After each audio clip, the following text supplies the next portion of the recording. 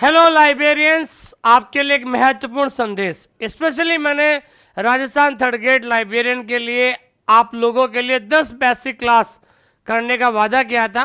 इससे पहले मैंने 4 बेसिक क्लासेस आपको पढ़ा दी है, तो ये 5वीं क्लास है। इस 5वीं क्लास को पढ़ने से पहले 4 बेसिक क्लास नीचे दिए गए प्ले लिस्ट में जाकर जरूर देखें, क्योंकि हमने बेसिक क्लास इसलिए पढ़ाई है ताकि आपका जो बेसिक जो कॉन्सेप्ट क्लियर है वो पूरा हो सके और आपको पता चले कि लाइब्रेरी साइंस को कैसे पढ़ा जाता है। दोस्तों, hello and welcome to online school India for library science.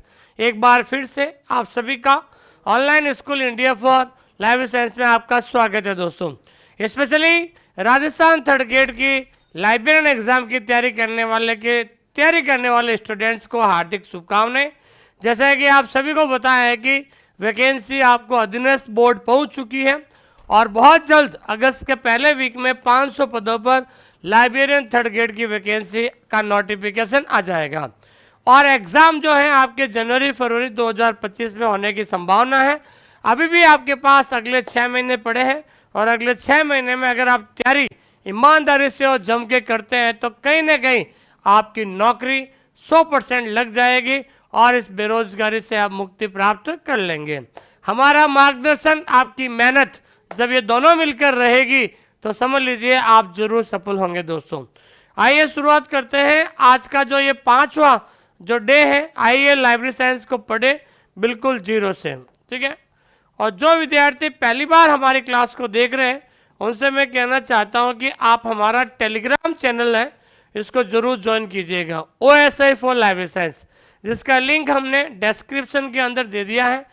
ये भारत का सबसे बड़ा लाइब्रेरी और इंफॉर्मेशन साइंस का चैनल है और यहाँ पर पूरे भारत में अगर कोई भी वैकेंसी आती है उसकी जो अपडेट है वो अपडेट आपको यहाँ पर मिल जाएगी। अगर आप हमारे साथ लाइब्रेरियन थर्ड ग्रेड की तैयारी करना चाहते हैं तो आप सभी से मेरा विशेष आग्रह है कि आप ऐप डाउनलोड करें, प्ले स्टोर में जाकर online school India app download करें और ऐप के अंदर जाकर फ्री डेमो क्लास देखें ताकि आपको पता चलेगा कि लाइब्रेरी साइंस को कैसे पढ़ा जाए। दोस्तों, अधिक जानकारी के लिए दिए गए नंबर पे आप कभी भी कॉल कर सकते हैं। दोस्तों, थैंक यू वेरी मच, बहुत बहुत धन्यवाद आप सभी लोगों का कि आपने मुझे इतना प्रेम और स्नेह दिया है। अब हम एक बहुत इंपॉर्टेंट टॉपिक के बारे में चर्चा करते हैं जहां से एक सवाल हमेशा परीक्षा के अंदर पूछा जाता है और विद्यार्थी इस टॉपिक में बहुत ज़्यादा कंफ्यूज भी होता है। आज का टॉपिक है डिपॉजिटरी लाइब्रेरीज इन इंडिया। क्या नाम है दोस्तों? Depository libraries in India. Libraries in India कि भारत में डिपॉजिटरी पुस्तकालय, भारत में डिपॉजिटरी पुस्तकालय, ठीक है। अब आपके मन में यह सवाल आएगा कि भाई भारत में डिपॉजिटरी लाइब्रेरी कौन कौन सी है और कितनी है, उनके पास क्या अधिकार है, कौन कौन सी किताबें वो रिसीव करते हैं, कितनी कॉपी हमें भेजनी पड़ती है, तमाम ऐसी छोटी मोटी चीज़ें जो आपको पता चलेगी।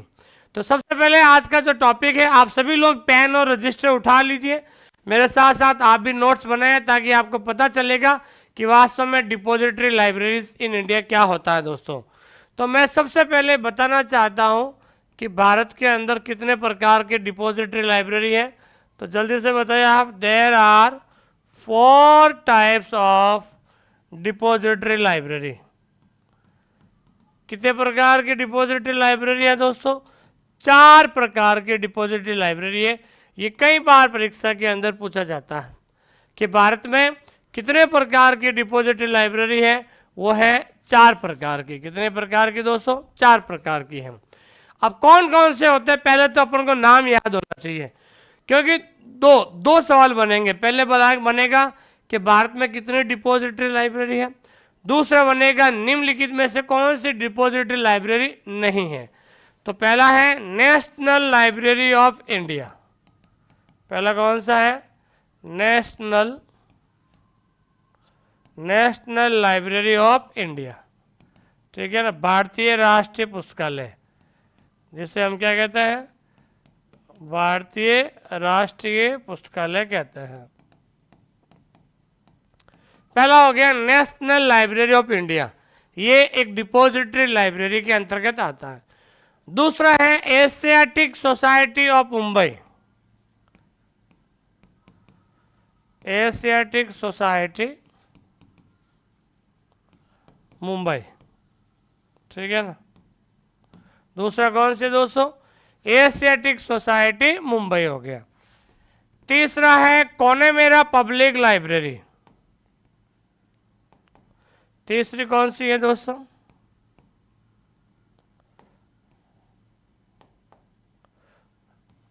तीसरी है कौने मेरा पब्लिक लाइब्रेरी, ठीक है। क्या नाम है दोस्तों, कौन मेरा सार्वजनिक पुस्तकालय, ठीक है। तो पहला तो आपको याद रखना है नेशनल लाइब्रेरी ऑफ इंडिया, दूसरा है एशियाटिक सोसाइटी ऑफ मुंबई, तीसरा है कौन मेरा पब्लिक लाइब्रेरी, और चौथा है दिल्ली पब्लिक लाइब्रेरी। चौथा कौन सा है दोस्तों, दिल्ली पब्लिक लाइब्रेरी, दिल्ली सार्वजनिक पुस्तकालय, ठीक है। तो पहले तो मैं बताना चाहता हूं कि भारत के अंदर 4 डिजिटल लाइब्रेरी है, सॉरी 4 डिपॉजिटरी लाइब्रेरी है। तो पहला डिपॉजिटरी लाइब्रेरी है नेशनल लाइब्रेरी ऑफ इंडिया, दूसरा है एशियाटिक सोसाइटी ऑफ मुंबई, तीसरा है कौन मेरा सार्वजनिक पुस्तकालय, और चौथा है दिल्ली पब्लिक लाइब्रेरी। ये 4 प्रकार की डिपॉजिटरी लाइब्रेरी है। आप बढ़िया सा मेरे साथ साथ नोट्स बनाएं, ताकि आपको बार बार जो है इधर उधर भागने की जरूरत नहीं है। अगर प्रॉपर नोट्स में लिखे हुए होंगे तो ज़्यादा से ज़्यादा आप रिवीजन करोगे तो आपको मज़ा आएगा दोस्तों। तो ये 4 डिपॉजिटरी लाइब्रेरी, हम एक एक डिपॉजिटरी लाइब्रेरी के बारे में चर्चा करते हैं। तो पहले सबसे पहले हम बात करते हैं national library of India, national library of India जिसे हम कहते हैं भारतीय राष्ट्रीय पुस्तकालय, भारतीय राष्ट्रीय पुस्तकालय, क्या कहते हैं, भारतीय राष्ट्रीय पुस्तकालय जिसे हम कहते हैं नेशनल लाइब्रेरी ऑफ इंडिया। अब आपको पता होना चाहिए, हालांकि नेशनल लाइब्रेरी ऑफ इंडिया की बात करें तो बिल्कुल 1836 से इतिहास शुरू होता है, लेकिन वो एक अलग टॉपिक हो जाएगा नेशनल लाइब्रेरी ऑफ इंडिया। हम केवल उसकी बेसिक चीज़ें जो हैं पता करें, ताकि आपको पता चले कि भाई नेशनल लाइब्रेरी ऑफ इंडिया क्या है। तो national library of India Bharat की राष्ट्रीय पुस्तकालय है, और इसकी जो स्थापना कब हुई थी, तो आपको पता होना चाहिए इसकी स्थापना कहाँ पर हुई, सॉरी स्थापना कब हुई थी, 1948 में हुई थी। और ये नेशनल लाइब्रेरी ऑफ इंडिया कहाँ पर स्थित है, तो लोकेटेड एट न्यू दिल्ली। ये कई बार परीक्षा के अंदर पूछा जाता है कि national library of India Bharat का राष्ट्रीय पुस्तकालय, ठीक है ना। तो भारत का राष्ट्रीय पुस्तकालय की स्थापना 1948 में हुई, और कहाँ पर लोकेटेड है, ये नई दिल्ली के अंदर लोकेटेड है। कहाँ पर है दोस्तों, नई दिल्ली के अंदर लोकेटेड है, ठीक है। अब हम बात करते हैं कि इसको जनता के लिए कब खोला, open for public. Open for public का मतलब होता है जनता के लिए खोलना। तो इसे जनता के लिए कब खोला गया था और किसके द्वारा खोला गया था, तो जनता के लिए नेशनल लाइब्रेरी ऑफ इंडिया को खोला गया था 1 फरवरी 1953 को,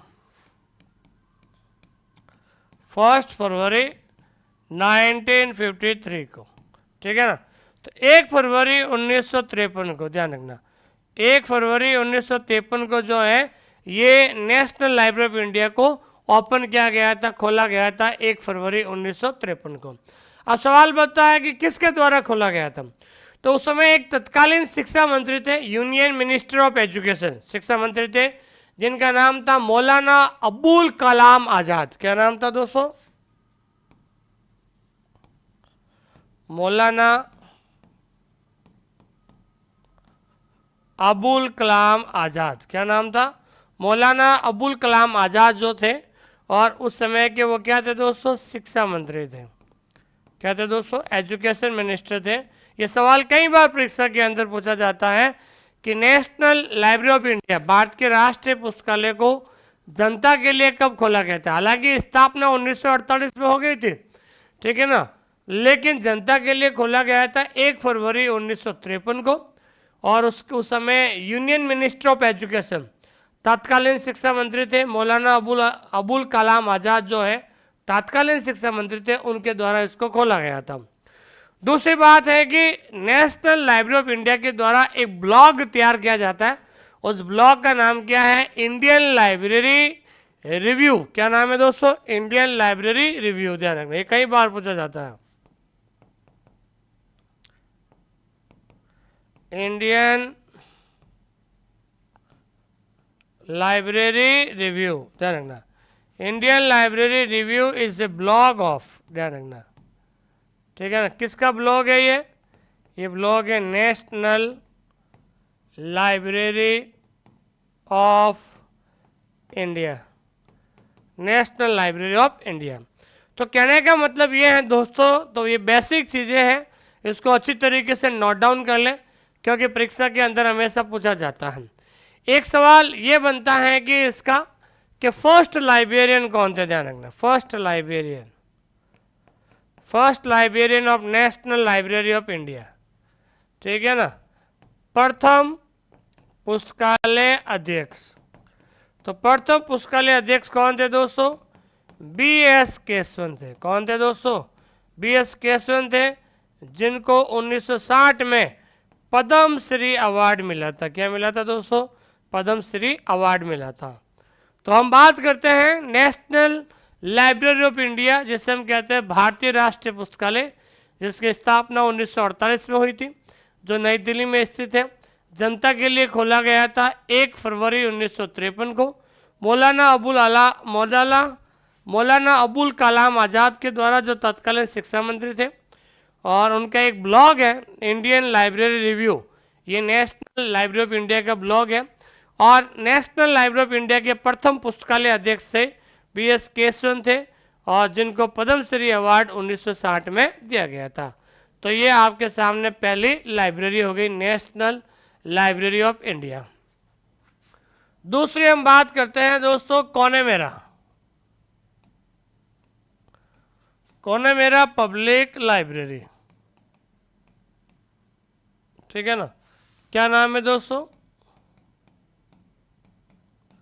कौन है मेरा सार्वजनिक पुस्तकालय,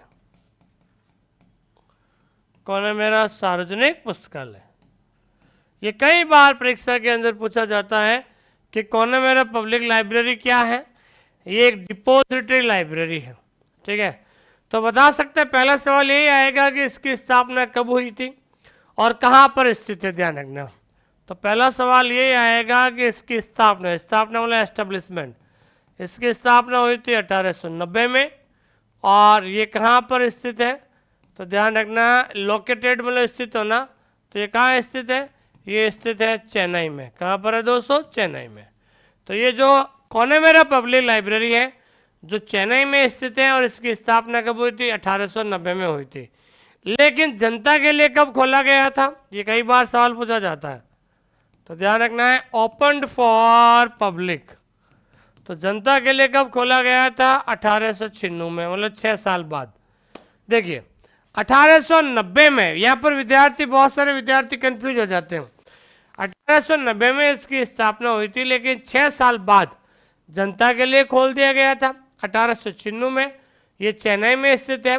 और सबसे इंपॉर्टेंट क्वेश्चन होता है कि ये यूनाइटेड स्टेट्स, संयुक्त राष्ट्र के डिपॉजिटरी लाइब्रेरी के रूप में भी कार्य करता है। It functions as a depository library. बहुत अच्छा सवाल है, ध्यान रखना। इट फंक्शंस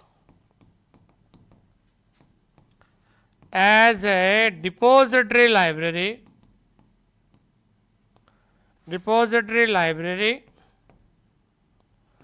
of UN। ध्यान रखना, क्या है दोस्तों, ऑफ UN।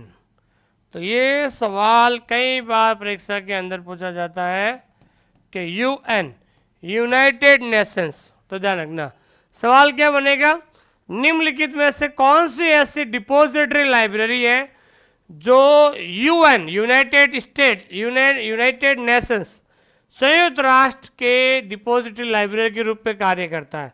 तो वो एकमात्र लाइब्रेरी है कौन है मेरा पब्लिक लाइब्रेरी। क्या है दोस्तों? कौन है मेरा पब्लिक लाइब्रेरी, ध्यान रखना, ठीक है ना। तो यूएन डिपॉजिटरी लाइब्रेरी के रूप में फंक्शंस यानी कार्य करना हो जाएगा दोस्तों, ठीक है। उसके बाद तीसरा जो है, पहला हो गया इंडियन पब्लिक लाइब्रेरी, सॉरी पहले हमने पढ़ा था नेशनल लाइब्रेरी ऑफ इंडिया, दूसरे हमने पढ़ा था कोनमरा पब्लिक लाइब्रेरी, पढ़ने जा रहे हैं Asiatic society of Mumbai, Asiatic society of Mumbai.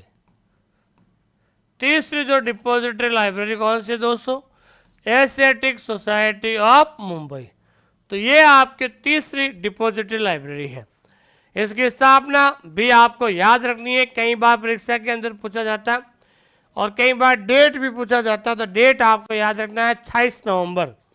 तो ध्यान रखना है इसकी जो स्थापना है, इसकी स्थापना है 26 नवंबर, ठीक है ना, 26 नवंबर 1804, ठीक है, 26 नवंबर 1804 में।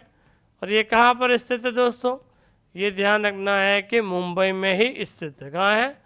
मुंबई में जो ये लाइब्रेरी स्थित है, 26 नवंबर 1804 में इसकी स्थापना हुई और ये मुंबई में स्थित है। अब कई बार सवाल पूछा जाता है कि इसकी स्थापना किस व्यक्ति के द्वारा की गई?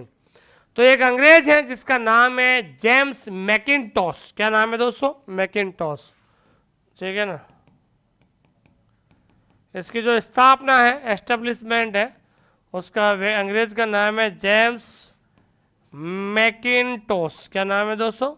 जेम्स मैकिन्टॉश, याद रखना है। तो जेम्स मैकिन्टॉश नाम का जो कोई व्यक्ति है उसके द्वारा इसकी लाइब्रेरी की स्थापना की गई थी। तो सवाल पूछा जाता है कि सर जेम्स मैकिन्टॉश, ध्यान रखना क्या है, सर ऐड कर देना यहाँ पर, सर, ठीक है। सर जेम्स मैकिन्टॉश का संबंध किस डिपॉजिटरी लाइब्रेरी से है? तो आपको आंसर आना चाहिए सर जेम्स मैकिन्टॉश जो है Asiatic society of Mumbai library से इनका नाम जुड़ा हुआ है दोस्तों, ठीक है दोस्तों, ये चीज आपको पता होनी चाहिए। चौथी और अंतिम जो डिपॉजिटरी लाइब्रेरी है वो है आपके दिल्ली पब्लिक लाइब्रेरी। कौन सी दोस्तों?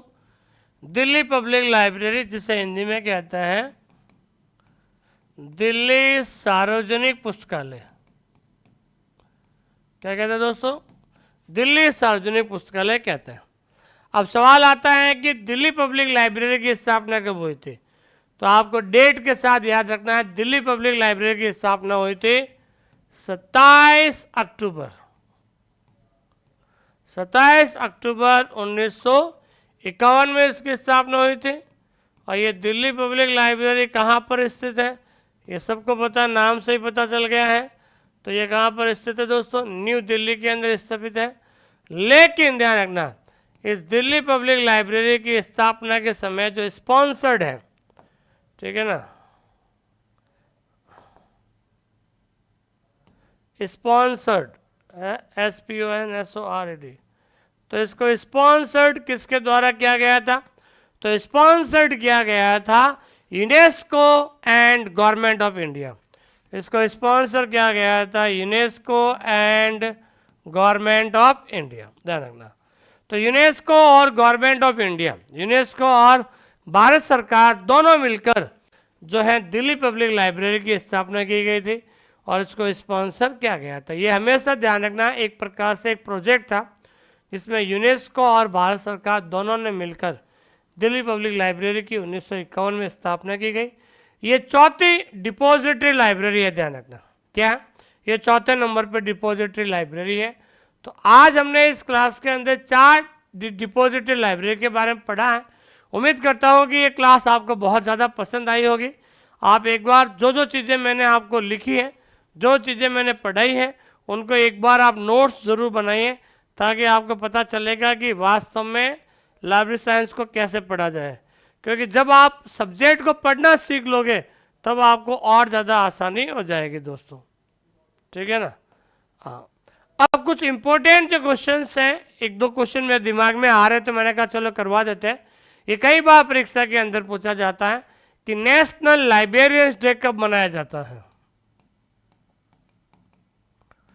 नेशनल्स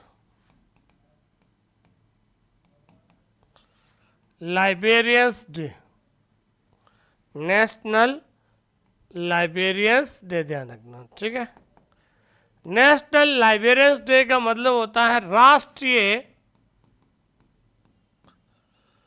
राष्ट्रीय पुस्तकालय अध्यक्ष, राष्ट्रीय पुस्तकालय अध्यक्ष दिवस। तो ध्यान रखना है कि नेशनल लाइब्रेरियंस डे हमेशा हर साल 12 अगस्त को मनाया जाता है। कब मनाया जाता है दोस्तों? 12 अगस्त को मनाया जाता है। क्यों मनाया जाता है कि 12 अगस्त जो है डॉक्टर एस.आर. रंगनाथन का जन्मदिन है, बर्थ डेट ऑफ, ठीक है, birth date of doctor Ranganathan. तो डॉक्टर एस.आर. रंगनाथन का क्या है दोस्तों? ये जन्म डेट है, ध्यान रखना। तो डॉक्टर एस.आर. रंगनाथन का जन्मदिन है 12 अगस्त, ठीक है ना।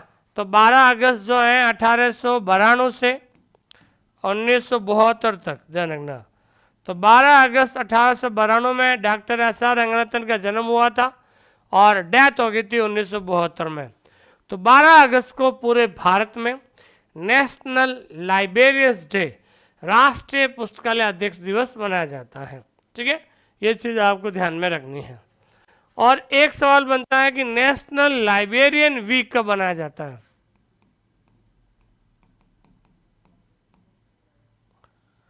नेशनल लाइब्रेरी वीक, ठीक है ना, जैसे हम कहते हैं राष्ट्रीय पुस्तकालय सप्ताह।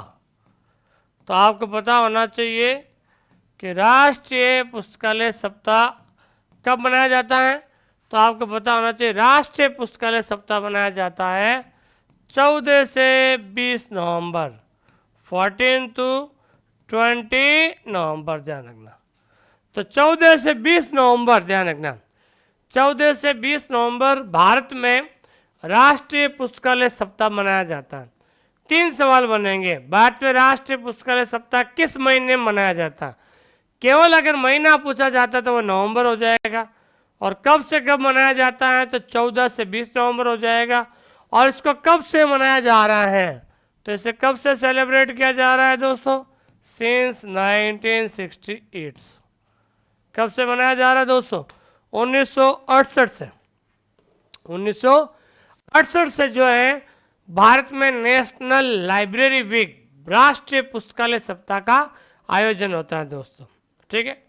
एक और सवाल है नेशनल ब्रेल लाइब्रेरी, ठीक है ना, अंधों के लिए राष्ट्रीय पुस्तकालय कहाँ पर है दोस्तों?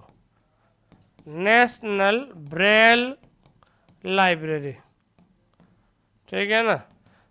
जो ब्लाइंड लोग होते हैं उनका राष्ट्रीय पुस्तकालय कहाँ है दोस्तों?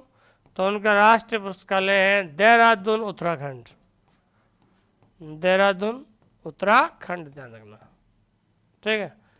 तो देहरादून उत्तराखंड जो है नेशनल ब्रेल लाइब्रेरी, तो राष्ट्रीय ब्रेल लाइब्रेरी जो है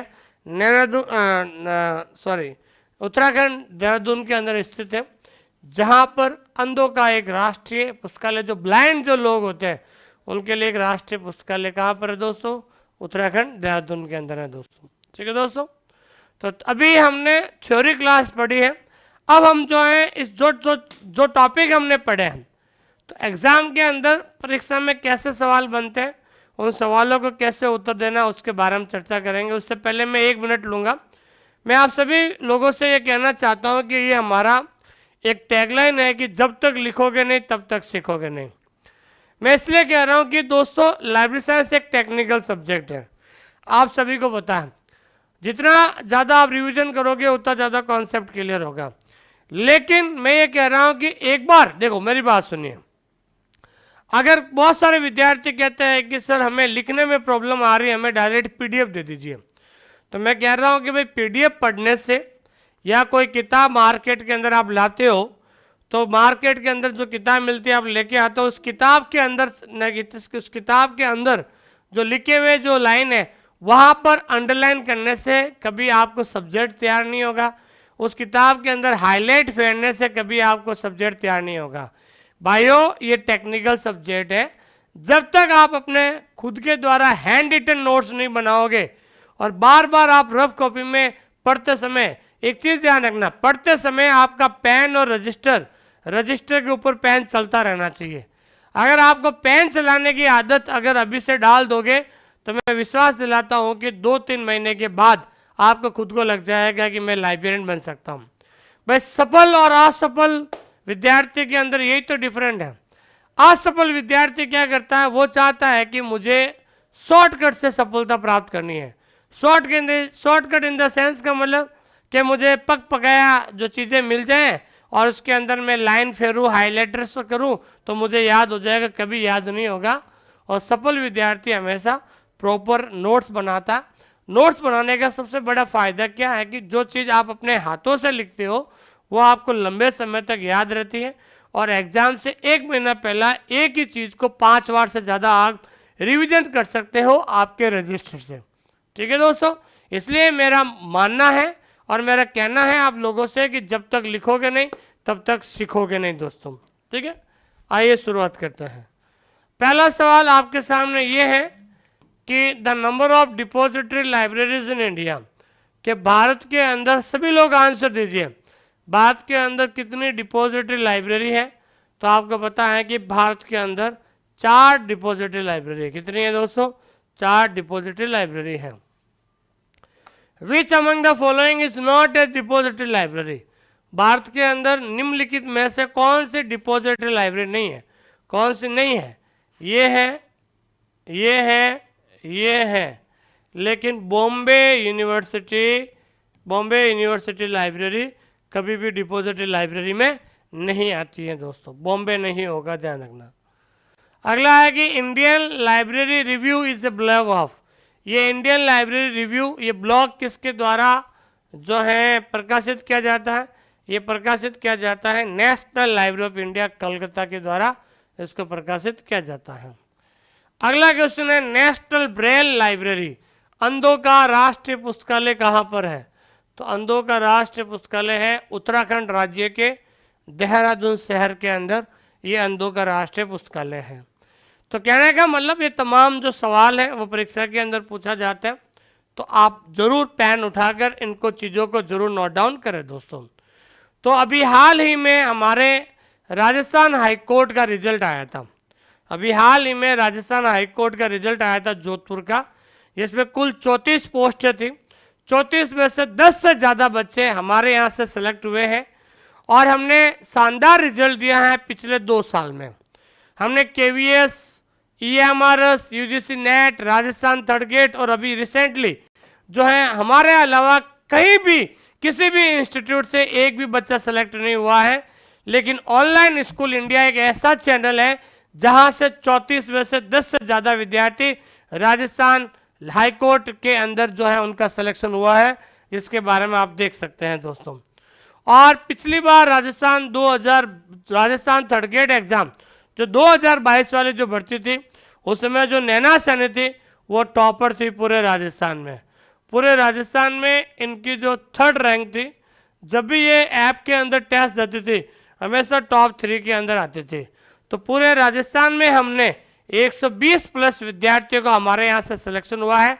आज ये 120 प्लस विद्यार्थी पूरे राजस्थान में अलग अलग स्कूलों के अंदर काम कर रहे हैं और इनके द्वारा जो माउथ पब्लिसिटी हो रही है मेरी और मेरे प्लेटफॉर्म की, इसलिए मैं उन सभी का धन्यवाद देता हूं। और इसलिए मैं आप सभी से कह रहा हूं कि प्लीज़ आप अपनी तैयारी जारी रखें, क्योंकि बहुत जल्द आपके सामने वैकेंसी आपको देखने को मिलेगी। देखिए हमने कॉम्बो बैच शुरू किया था राजस्थान थर्ड ग्रेड और सेकंड ग्रेड का। तो मैं फिर से कहना चाहता हूं कि हम 2 तरीके से पढ़ाते हैं। एक तो हम पढ़ाते हैं रिकॉर्डेड क्लास। क्या पढ़ाते हैं? Recorded class. तो रिकॉर्डेड क्लास में हर एक टॉपिक का वीडियो होगा, वीडियो के नीचे PDF होगा और PDF के नीचे क्या होगा दोस्तों? टेस्ट होगा।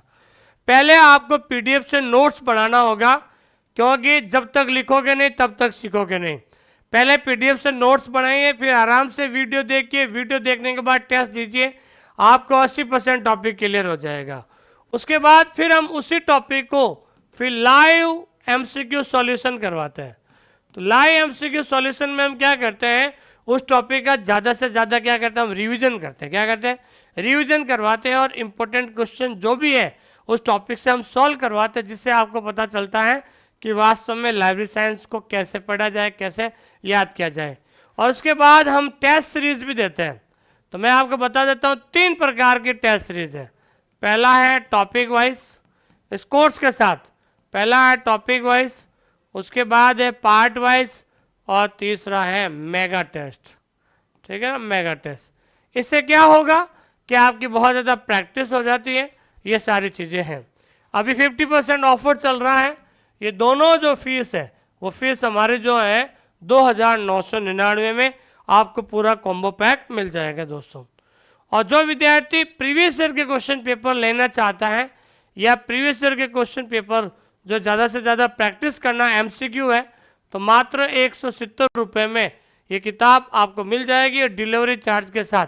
ये कोई भी आप 3 किताबें हैं पुराने पेपर पर आधारित है। जिन लोगों का सिलेबस पूरा हो चुका है, वो ज़्यादा से ज़्यादा प्रैक्टिस करना चाहते हैं, तो ये किताब आप घर बैठे मंगा सकते हैं। ये पुराने पेपर पर आधारित है। इस किताब को मंगाने के लिए जोधपुर में आपको कांटेक्ट करना होगा। अगर पूरे भारत में घर बैठे इस किताब को मंगाना है, तो आप एक ऐप डाउनलोड कीजिए, माई बुक पिकअप। कौन सा ऐप डाउनलोड कीजिए, my book pickup app download कीजिए। और अधिक जानकारी के लिए आप मैसेज कर सकते हैं 8949992361। इस नंबर पे आप कभी भी मैसेज या कॉल कर सकते हैं।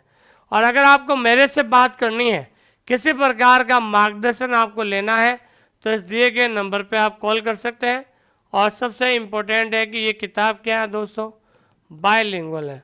बायलिंगुअल इन द सेंस का मतलब इसमें कंटेंट हिंदी और इंग्लिश दोनों भाषाओं में, और आंसर भी हमने नीचे दे रखे, ये आप देख सकते हो, ताकि आपको पढ़ने में और ज़्यादा मज़ा आएगा दोस्तों। थैंक यू वेरी मच, बहुत बहुत धन्यवाद आप सभी लोगों का। उम्मीद करता हूँ कि ये क्लास आपको बहुत ज़्यादा पसंद आई है। तो मैंने आपसे वादा किया था कि special Rajasthan librarian 3rd grade के लिए मैं 10 बेसिक क्लास आपके लिए लेकर आऊँगा। इस 10 बेसिक जो आज पाँचवीं क्लास है, 4 मैंने ऐप के आपके प्ले लिस्ट में डाल दी है, ताकि क्या होगा दोस्तों कि आपको पता तो चले कि लाइब्रेरी साइंस को कैसे पढ़ा जाए, कैसे नोट्स बनाएं, नोट्स बनाने के क्या फ़ायदे हैं, आपको 10 क्लास के अंदर पता चल जाएंगे। बहुत जल्द हम जो है बेसिक क्लास 6ठी लेकर आएंगे, और वहाँ पर हम आपके साथ चर्चा करेंगे दोस्तों। थैंक यू वेरी मच, बहुत बहुत धन्यवाद आप सभी लोगों का। Thank you.